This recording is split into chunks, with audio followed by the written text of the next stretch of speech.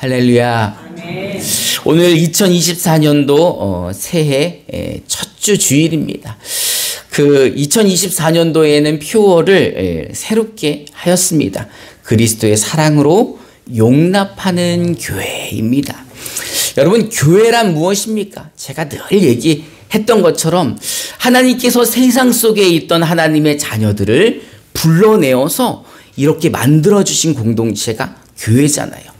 그렇다면 하나님은 언제부터 우리를 하나님의 자녀로 생각하고 계셨을까? 우리 에베소서 1장 4절을 우리말 성경으로 함께 봉독해 봅시다. 시작.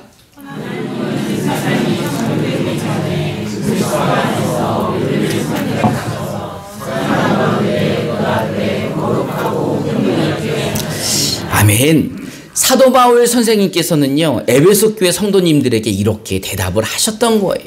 지금 4절의 말씀처럼 하나님은 우리를 세상이 창조되기도 전에 그리스도 예수 안에서 우리를 선택하셨습니다 라고 말씀하고 계시는 거예요. 아니, 어떻게 그럴 수가 있을까? 지금 2024년도인데 하나님이 세상이 생겨나시기도 전에, 천지가 창조되기도 전에 어떻게 우리를 선택할 수가 있었지? 라고 생각할 수 있겠죠. 그런데 하나님은요, 어떤 분이십니까? 창조주라고 하죠. 창조주. 세상을 창조하신 분, 천지를 창조하시고 온 우주 만물을 다스리고 계시는, 우리가 하나님을 전능하다라고 하죠. 전능하신 하나님, 못하시는 것이 없는 하나님이라는 뜻입니다. 그러기에 창조주, 전능하신 하나님이기에 그게 가능한 거죠. 여러분, 이 하나님을 믿으십니까? 하나님은요, 그 아들 예수 그리스도를 창세전에 우리를 택하기 위해 그리스도 안에서 우리를 택하셨습니다. 그리고 그렇게 선택한 우리를 그리스도로 말미암아 하나님의 자녀가 되게 하셨습니다. 우리 에베소서 1장 5절을 우리말 성경으로 함께 봉독해 봅시다. 시작.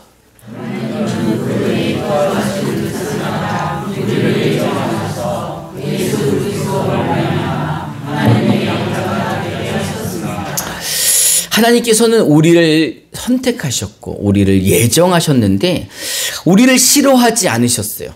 우리 아들 예수의 목숨과 바꿔야 되는데 어떡하지? 라고 고민하지 않으셨던 것 같아요. 왜냐하면 기뻐하셨다는 거예요. 기뻐하시는 하나님의 뜻에 따라 예수 그리스도로 말미암아 하나님의 양자. 원래는 아들이 아니었는데 법적으로 하나님이 자녀 삼아 주셨다는 거예요. 그게 양자라는 말입니다. 할렐루야. 그러니 하나님이 원래 우리 아버지가 아니셨는데 우리가 하늘에 계신 우리 아버지라고 부르는 것은 하나님이 우리를 양자 삼아 주셨기 때문인 거죠. 그런데 왜 우리를 하나님의 자녀로 선택하시고 예정하신 걸까? 우리 에베소서 1장 6절부터 7절을 우리말 성경으로 함께 봉독해 봅시다. 시작. 하나님이 그분의 사랑하시는 아들 안에서 우리에게 얻어주신 하나님의 영광을 찬양하게 하는 것입니다. 그리스도 안에서 우리는 하나님의 은혜의 풍성함을 따라 그분의 피로 쏟고 죄사함을 얻었습니다. 아멘. 하나님께서 이렇게 은혜를 베푸신 이유는 하나님의 은혜의 영광을 찬송하게 하기 위해서인 거죠. 그러니까 우리를 통해 하나님께 영광 돌리게 하기 위해서, 우리가 하나님을 찬양하기 위해서 하나님이 우리를 선택해 주시고 은혜를 베풀어 주셨다는 겁니다. 그럼 하나님은 우리에게 어떤 은혜를 베풀어 주셨습니까?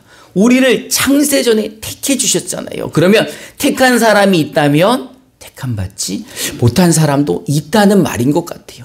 우리를 예정하셨다면 예정하지 않은 사람도 있다는 말인 것 같아요. 그러니 우리를 택해 주시고, 아니 나를 택해 주시고 나를 예정해 주시고 나를 하나님의 양자로 하나님의 자녀 삼아 주셨다는 게 얼마나 큰 은혜입니까? 여러분, 하나님의 자녀 되기 위해서 여러분들이 뭐 하셨습니까? 여러분 돈 내고 사신 거예요? 여러분 잘나서 사신 겁니까? 아니에요. 아무런 자격도 없는데 하나님이 우리를 먼저 선택해 주시고 은혜를 베풀어 주셨다는 겁니다. 근데 그 은혜에는요, 하나님의 아들 독생자 예수를 십자가에 죽게 하시는 그 어려운 결정이 따라야 했던 거죠. 예수님이 십자가의 죽음으로 말미암아 우리가 구원을 얻은 겁니다. 예수님이 십자가에 죽으셨기에 우리가 하나님의 자녀가 된 것입니다. 그러니 그 은혜를 찬송하라라고 하는 거예요. 그 은혜의 영광을 찬송하게 하기 위해서 우리를 하나님이 불러주셨다는 거예요. 이 은혜를 찬송하라고 세상으로부터 끄집어내가지고 이렇게 불러주셨는데, 이 부르심을 받은 자들이 부르심에 합당하게 하나님을 찬양하지 않고 하나님께 영광 돌리지 않으니, 오늘 본문에서처럼 바울 선생님이 감옥에 갇혀 계시면서도 아이고 하나님의 부르심을 받았다면 하나님의 부르심을 받은 사람의 합당한 삶을 좀 살아주세요 라고 말씀하고 계시는 거예요. 우리 에베소서 4장 1절부터 3절을 우리말 성경으로 한 절씩 교독해 봅시다. 제가 먼저 1절을 봉독하겠습니다. 그러므로 주를 위해 갇힌 몸인 나는 여러분에게 권면합니다. 여러분은 부르심을 받았으니 그 부르심에 합당하게 사십시오. 온전히 겸손하고 온유하게 행동하고 오래 참음으로 행동하되 사랑 가운데 서로 용납하고. 우리 함께 봉독해 봅시다. 화평에 매는 줄로 성령께서 하나 되게 하신 것을 힘써 지키십시오. 하나님이 부르셔서 이 자리에 왔다면, 에베소 교회 성도가 됐다면 부르심에 합당하게 온전히 좀 겸손하시고 온유하게 행동하고 오래 참을 줄도 알고 사랑 가운데 서로 용납하고 화평에 매는 줄로 성령께서 하나 되게 하신 것을 힘써 지켜라 라고 말씀하시는 겁니다. 제가 여기서 문제를 하나 내보겠습니다. 문제. 여러분, 성령께서 하나 되게 하신 것이 무엇이라고 지난주에 말씀드렸습니까? 1번 교실, 2번 교무실, 3번 교장실, 4번 교회. 정답은? 어떻게 하셨어요? 어려운 문제인데.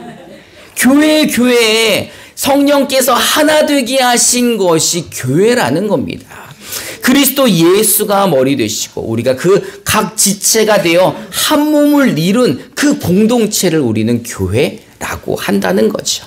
그러니 이 교회를 이룬 우리는 겸손해야 되고 온유해야 되고 오래 참아야 되고 용납해야 되고 하나 되어서 이 교회를 힘써 지키라는 것입니다. 여러분, 힘써 지키라는 것은 어떻게 하라는 거예요? 아무것도 하지 말라는 겁니까? 아니요. 노력하라는 거예요. 애쓰라는 거예요. 힘쓰고 애쓰고 노력해서 지키라고 말씀하신 겁니다. 나를 드러내지 않고 상대방을 존중하기 위해 노력하라 라는 거예요. 내 승질대로 하지 말고 온유한 태도를 유지하면서 부드럽게 대하기 위해 애쓰라 라는 겁니다. 오래 참기 위해 노력해야 되고 우리는 사랑하기 위해 애써야 되고 용납하기 위해 힘써야 되는 것이 교회라는 겁니다. 우리가 그렇게 애쓰고 힘써야 된다는 거죠. 왜? 성령께서 하나 되게 하신 교회를 지키기 위해. 용납하다라는 말이 무슨 뜻인가 사전에서 찾아봤더니 남의 말이나 행동을 너그러운 마음으로 받아들인다라는 것입니다. 제가 지난주에도 한번 정의를 해드렸었죠. 왜 남의 말이나 남의 행동을 너그럽게 받아들여야 합니까? 왜요? 성령께서 하나 되게 하신 교회를 지키기 위해. 그걸 지키기 위해 나는 용납해 줘야 되는 거예요. 상대방의 말이나 행동을 너그러운 마음으로 받아들여 줘야 된다는 것입니다. 사도 바울 선생님께서는요, 우리 가운데 하나 되어야만 하는 하나됨의 요소를 7가지나 말씀해 주셨습니다. 우리 에베소서 4장 4절부터 6절을 우리말 성경으로 함께 봉독해 봅시다. 시작. 여러분이 부르심의 한 소망 안에서 부르심을 받은 것과 같이 몸도 하나요, 성령도 하나이며 주도 하나요, 믿음도 하나요, 세례도 하나요. 하나님도 한 분이시니 곧 하나님의 아버지십니다. 하나님은 모든 것 위에 계시고 모든 것을 위에 계시고 모든 것 안에 계십니다. 아멘. 7가지나 말씀하셨는데 여러분들 찾으셨나요? 성경에서 7가지, 이 7이라고 하면 완전한 숫자래요. 왜 그런가? 그리고 이제 주석이랑 이런 걸 봤더니 어떤 사람들은 동서남북 땅의 숫자가 4, 뭐 성부, 성자, 성녀 하늘의 숫자가 3 이래서 7이다 라고 말씀하시는데, 이거 제가 주장하는 게 아니라 누가 그런 주장을 하더라 라는 하더라예요. 굳이 믿을 건 아니지만 성경에서 7이라는 숫자가 많이 나오는데, 그 숫자가 나올 때마다 보면 하나님의 완전함을 나타내실 때 쓰이는 숫자라는 거예요. 그러니 뭐가 하나라는 겁니까? 우리에게 소망이 하나라는 거예요. 또 우리의 몸도 한 몸. 여러분, 우리 한 몸인 거 아시죠? 1년 내내 했으면 알아야 될 거야. 또 뭐가 하나래요? 성령도, 우리 안에 있는 성령도 하나, 우리의 주인인 주님도 한 분이시고, 우리가 같은 믿음도 하나고, 세례도 같이 받았으니 세례도 하나고, 하나님도 한 분인데 그 하나님을 우리는 누구라 불러요? 하늘에 계신 우리 아버지라 부르는 것도 똑같은, 여러분들은 이렇게 똑같은 것이 많은 하나됨이 7가지나 되는 분들이니 성령이 말씀하신 그 교회를 힘써 지켜라 라고 말씀하고 있는 것입니다. 여러분, 우리의 소원은 무엇입니까? 우리의 소원. 죄송합니다. 아무도 안 웃네. 우리의 소원은 통일이 아니라, 우리의 소원은 우리를 세상 밖으로 불러내어 주신 예수 그리스도인 것입니다. 여러분, 믿으십니까? 정말 여러분들의 소원, 여러분들의 소망은 예수이십니까? 베드로전서 1장 3절부터 4절을 함께 봉독해 봅시다. 시작.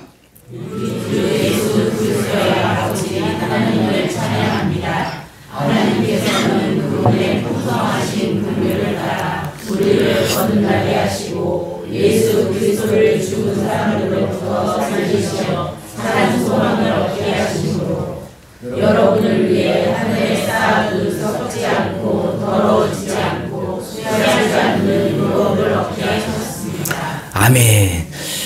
여러분, 우리는 예수님 아니었으면 창세 전에 택함을 받지도 못하죠. 왜요? 하나님은 그리스도 예수 안에서 우리를 택하셨기 때문입니다. 그리고 그리스도 예수로 말미암아 우리를 예정하셨으니 예수님이 아니면 예정도 못 받았다는 거죠. 우리를 대신하여 십자가에 죽으셨는데 예수님이 아니셨다면 우리는 죄사함도 받을 수 없고 하나님의 자녀가 될 수도 없었다는 거죠. 그러니 예수만이 우리의 참 소망이라는 겁니다. 세상 사람들과 우리의 소망은 같지 않아요. 세상에서부터 불러내어서 교회로 세워주신 이 교회 구성원들, 이 성도들의 소원은, 이 소망은 오직 예수라는 겁니다. 여러분, 정말 예수 그리스도가 여러분들의 소망 맞으십니까? 그렇다면 우리는 소망이 같은 사람이에요. 여러분, 이렇게 많은 소망이 같은 사람 모이기가 쉽지 않아요. 소망교회라 그럴 걸 그랬나? 그리고 여러분, 소망만 하나로 품은 게 아니라 그 소망을 품은 우리가 그리스도 예수 안에서 뭐라 그랬어요? 한 몸이라 그랬잖아요. 우리는 소망만 같을 뿐이 아니라 몸도 한 몸을 이루었다는 거예요. 그런데 같은 소망을 품은 같은 몸, 같은 지체들끼리 서로 겸손하지 못하고 나를 드러내기 위해서 서로 다투고 온유하지 못하고 오래 참지도 못하고 사랑하지도 않으면서 용납하지도 않는다면 한 몸을 이룰 수가 있습니까? 없습니까? 없는 거예요. 우리는 그리스도 예수 안에서 한 몸입니다. 여러분, 정말 믿으십니까? 여러분, 우리가 소망만 같은 것이 아니죠. 우리는 몸도 같아요. 예수 그리스도가 머리 되시고 우리가 다 한 몸의 지체가 된 거죠. 우리 성옥이가 27이나 돼서 군대를 간다니까 마음이 너무 아픈 거예요. 여러분 마음도 아프십니까? 그래요. 10손가락 깨물어서 안 아픈 손가락이 어디 있습니까? 예? 오늘 성범이가 이렇게 어른이 되어서 수염도 나고 이렇게 왔는데 얼마나 반가운지. 저 아저씨가 누군가 그랬는데 내가 아는 사람인 거를 알고 나니까 이 마음이 너무너무 기쁘고 반가운 거예요. 한 몸이란 거는 그런 겁니다. 여러분, 그리고 우리가 성령도 하나라는 거예요. 여러분 안에 계시는 성령은 누구십니까? 예수 그리스도의 영, 하나님 아버지의 영, 성령 하나님이 지금 이 안에 계신 거죠. 여러분, 정말 성령님이 여러분 안에 계십니까? 그렇다면 우리는 성령도 하나인 사람들인 거예요. 공통점이 얼마나 많습니까? 여러분, 우리는 같은 임마누엘의 은혜를 받아서 누리는 사람들이에요. 하나님이 우리와 함께 계시는 사람들이라는 뜻이에요. 그러니 얼마나 하나됨이 많습니까? 여러분, 머리가 식히는데 몸이 막 듣지 않는 병이 있어요. 이거 어려운 병인데 혹시 아시는 분? 머리가 막 지시하는데 손발이 움직이지 않는 병. 거의 비슷해요. 이거 파킨슨병. 그거 중에서도 파킨슨병이 그렇게 고약하대요. 그래서 뇌가 막 식히는데 온몸이 말을 듣지 않아. 또 머리는 식히지 않았는데 손발이 막 움직이고 나는 막 말하고 싶은데 혀가 움직이지 않고. 그게 바로 파킨슨 병이랍니다. 시간이 점점 지나면서 머리가 시키는 것들을 하지 않고 몸이 굳어가는 병이라는 거죠. 같은 성령님을 모시고 있으면서 그분을 주님이라고 부르면서 머리 되신 그리스도의 말씀에 순종하지 않는다면 혹시 우리가 영적인 파킨슨병에 걸리지 않았을까 생각을 해봅니다. 사도 바울 선생님은요, 우리가 같은 게 그것뿐만이 아니라는 겁니다. 여러분, 우리 천국 가기 위해선 뭐가 필요해요? 돈으로도 못 가요. 힘으로도 못 가요. 거듭나면 가는 나라? 뭘로 가는 나라? 믿음으로 가는 나라. 우리는 그 믿음도 하나인 사람들이라는 거예요. 각자 믿는 게 다른 게 아니라 여기 있는 사람들은 한 예수를 믿어 한 하나님으로 말미암아 그 성령의 도움으로 구원받는 같은 믿음을 가지고 있는 사람들입니다. 여러분, 세례 받을 때 나하바라 이렇게 받으시지 않았잖아요. 뭘로 받았어요? 성부와 성자와 성령의 이름으로 우리는 세례도 같은 세례를 받은 사람들이라는 겁니다. 마지막으로 일곱 번째가 뭐예요? 하나님을 누구라 부르는 사람들? 아버지라 부르는 사람들이에요. 하늘에 계신 우리 아버지라고 했는데 옆에서도 똑같이 얘기해. 우리 아버지인데? 우리 아버지요? 니네 아버지 누구요? 우리 아버지 전능하신 분이요. 우리 아버지는 창조주요? 아이고, 같은 아버지네. 그럼 여기 있는 사람들은 다 뭐예요? 하나님을 아버지로 둔 형제 자매들이고 그 하나님이 그리스도 예수로 한 몸을 이루게 해주신 한 몸 된 지체들이라는 것입니다.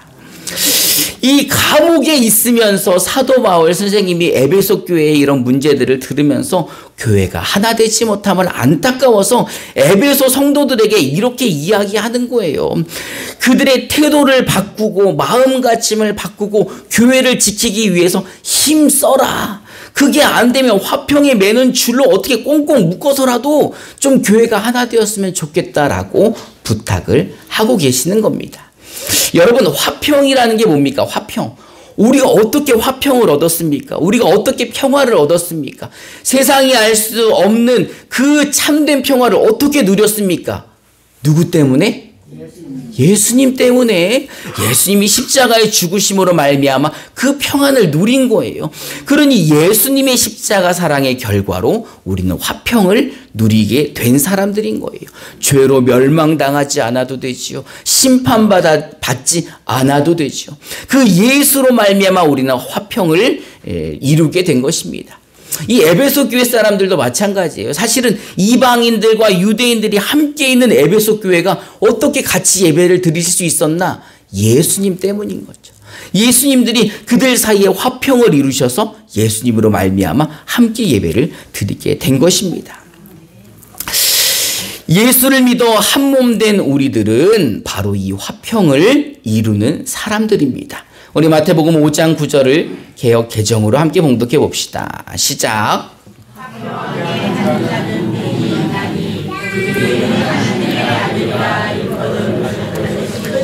아멘. 하나님의 아들이라 일컬음을 받는 자, 하나님의 자녀래, 하나님의 아들이고 딸이래, 그런 사람들이 보니까는 화평하게 하는 사람들이라는 겁니다. 여러분, 화평하게 하는 사람들, 안 싸우는 정도가 아니라 싸움이 일어난 곳에, 분란이 일어난 곳에 가서 화평을 이루는 사람들, 화평케 하는 자들이 바로 하나님의 자녀들이라는 거죠. 여러분, 안 싸운 사람들 보면 어떻습니까? 그 사람들 보면 참 잘 참아요. 나 같으면 이거 하나 던질 것 같은데 참고 참고 또 참고. 울긴 왜 울어? 잘 참는 거예요. 아주 오래 참아요. 참는 이유는 뭐예요? 아니 그냥 내가 확 하고 싶은데 그냥 상대를 존중하기 때문에 참고 참고 또 참는 거죠. 또 안 싸우는 사람들을 보면요, 참 부드러워요. 아유 왜 그러세요? 부드러워, 유순해. 이런 사람들의 특징을 보니까 상대방의 말이나 행동을 무시하지 않고 너그러운 마음으로 받아주니 싸움이 일어나지 않는 거죠. 여기서 제가 이제 마지막으로 문제를 하나 내보겠습니다. 문제. 이런 마음, 상대방의 말이나 행동을 너그러운 마음으로 받아주는 이런 마음을 우리는 뭐라고 배웠나요? 1번 욕망, 2번 욕지거리, 3번 용가리, 4번 용납. 용납이라 생각하십니까? 여러분 용납이라고 4번 정답 적어내신 건 맞습니까? 그게 정답이라 확신합니까? 욕지거리 아니고요. 여러분 용납해야 되는, 우리는 서로 용납해야 되는 사람들인 것입니다. 여러분 주님은 우리를 먼저 용납해 주셨습니다. 우리가 어떤 삶을 살았던지, 우리가 어떤 죄악 가운데 있었던지, 우리가 어떤 더러운 말을 하고 어떤 더러운 행동을 했는지 예수님은 그거 상관하지 않으시고 너그러운 마음으로 그거를 다 받아주시고 십자가를 지셨습니다. 예수님은 우리에게 물어보지 않으셨어요. 너 왜 그랬니? 따지지 않으셨어요. 다 가지고 짊어지시고 십자가에서 자신의 목숨으로 대속하여 주셨습니다. 그리고 그분의 그 대속으로 말미암아 우리는 이제 같은 소망을 품게 되었고, 같은 몸이 되어서 같은 성령으로 같은 주님을 모시고 같은 믿음으로 같은 세례를 받아서 같은 하나님의 자녀가 되었습니다. 그러니 이제 한번 따라해 봅시다. 서로 용납하며 살겠습니다. 한 번 더 해보겠습니다. 서로 용납하며 살겠습니다. 여러분 어려우시다고요? 그러면 기도하시기 바랍니다. 성령님께 도움을 구하시기 바랍니다. 이걸로 몸부림치면서 우리 기도해서 2024년도 임마누엘 교회는 서로 용납하는 교회 되기를 주님의 이름으로 축원합니다. 이 시간 우리 함께 찬송하고 기도하는 시간 갖도록 하겠습니다.